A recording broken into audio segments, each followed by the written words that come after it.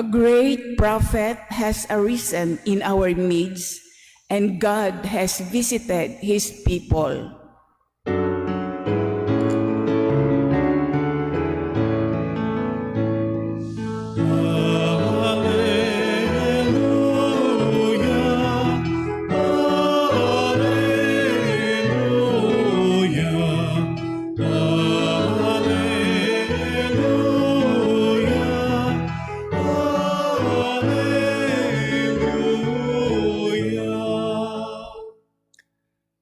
The Lord be with you. And with your spirit. A reading from the Holy Gospel according to Saint Luke. Glory to you, O Lord.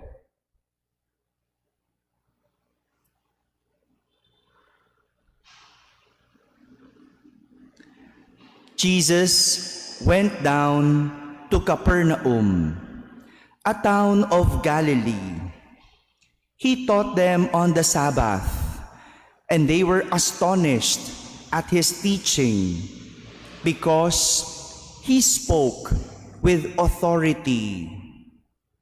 In the synagogue, there was a man with the spirit of an unclean demon, and he cried out in a loud voice, "What have you to do with us, Jesus of Nazareth? Have you come to destroy us? I know who you are, the Holy One of God." Jesus rebuked him and said, "Be quiet, come out of him." Then the demon threw the man down in front of them and came out of him without doing him any harm. They were all amazed and said to one another, "What is there about his word? For with authority and power he commands the unclean spirits, and they come out." And news of him spread everywhere in the surrounding region. My friends, the Gospel of the Lord. Praise to you, Lord Jesus Christ. Please be seated. Good morning, my dear brothers and sisters. Yesterday, in our Gospel, Jesus went to his hometown, Nazareth, to preach in the synagogue. A little review lang po, konting pagbabalik lang sa kahapong ebanghelyo. He went to his hometown.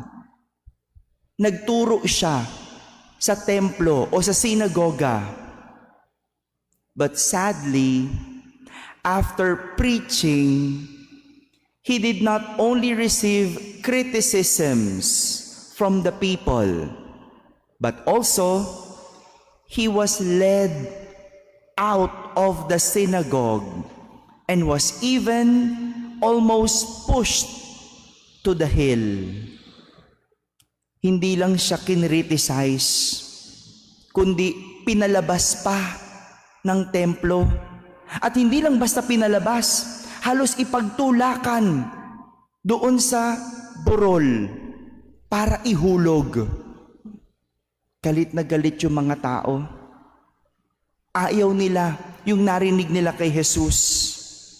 That was how Jesus was treated yesterday by his own townsmen.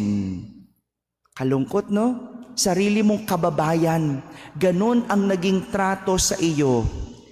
They did not believe in Jesus because of familiarity. Hindi nila mapaniwalaan yung pinapangaral ni Jesus because of familiarity. Kapitbahay lang natin yan eh. Anak ni Jose yan eh. Paano nakakapagsalita ng ganyan? Paano nakakapangaral? Paano nakakapagturo? They based what they see on their familiarity with Jesus. However, today, It was an opposite treatment that Jesus received from the people of Capernaum. Ito, hindi na niya kababayan, hindi na niya mga kapitbahay, but a different town. As he taught in their synagogue, everyone was astonished, for they said, "He spoke with authority and power." This treatment was not only from the people, but also from the demon whom Jesus instructed to leave the man's body. Ang galing, no?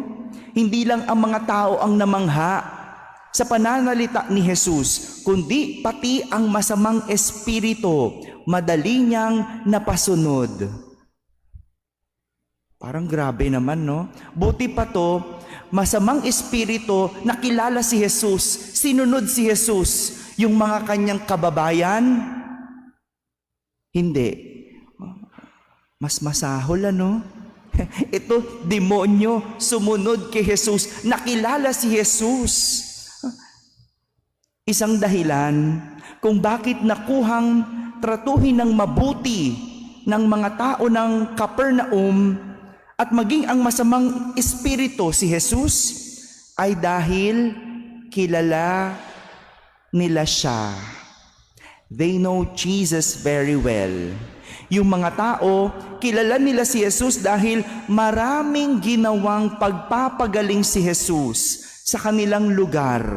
Marami nang ginawang kabutihan si Jesus sa kanilang lugar. Kaya madaling makapagsalita si Jesus sa kanila. Samantalang yung masamang espiritu, kilala nila o kilala niya na hindi pupuksain sila ni Jesus dahil siya ay banal ng Diyos. He is Holy One of God. The demon knows Jesus, and he knows that Jesus will not destroy them. Kahit masama sila, he knows that they will not be destroyed by Jesus because He is Holy One of God.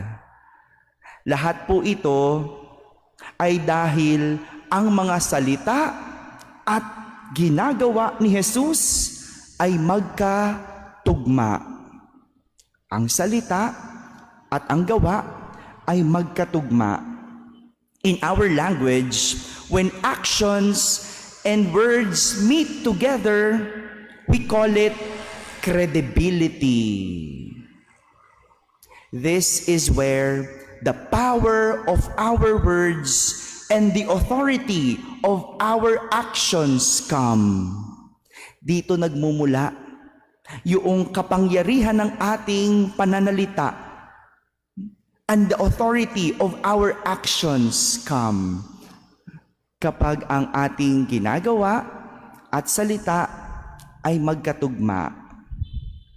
Pero sa panahon ngayon, parang hindi credibility ang gumagana para paniwalaan at sundan ng mga tao, kundi familiarity or popularity. Mag-e-election na naman, barangay election, hindi ba? How do we choose the people whom we will put in the leadership? Paano ba? Based on credibility or based on popularity or maybe familiarity? Oh, it's siya na lang. Kumpare natin yan, boto natin, ha? Oh, kaibigan ng tatay mo yan, iboto. Oh, that's how we choose. Kaya walang nangyayari sa atin eh. Because we look at people based on popularity. Mas madali, pag sikat, siya na lang. Kahit wala namang nagawa. That should not be. Kaya yung tao mabilis, gusto na lang, no? Kailangan sikat, nagpapasikat. Hindi gumagawa. Kasi doon tayo mas naaakit. Familiarity and popularity.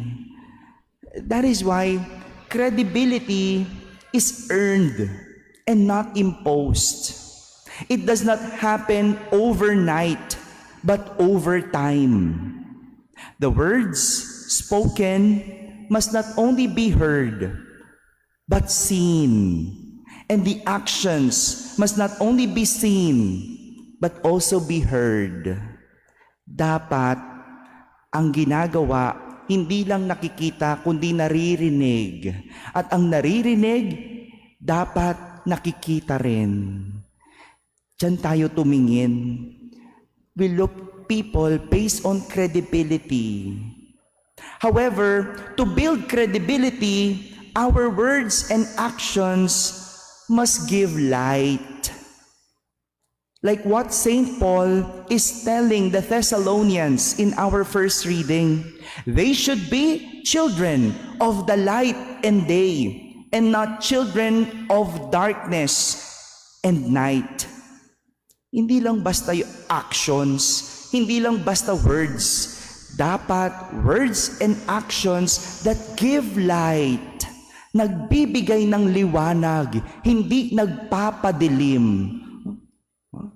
Credibility pala, Father palamura yung aming piniling leader.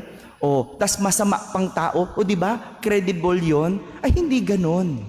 Your actions and words must give light. Dapat may kabutihan, mabuting salita, mabuti din ang ginagawa. That is what credibility is all about. My dear brothers and sisters, this is the character that Jesus would want us to have.